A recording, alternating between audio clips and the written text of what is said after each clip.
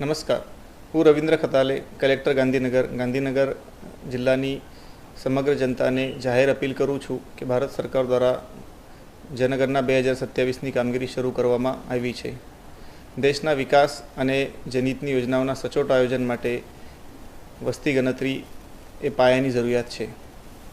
આ વખતે વસ્તી ગણતરી પ્રક્રિયા અંતર્ગત નાગરિકોની સુવિધા માટે 17 મેથી 31 મે દરમિયાન સેલ્ફ ઇન્યુમરેશન પોર્ટલ શરૂ કરવામાં આવ્યું છે, જે પોર્ટલમાં દરેક વ્યક્તિ પોતાની માહિતી આપવી ફરજિયાત છે।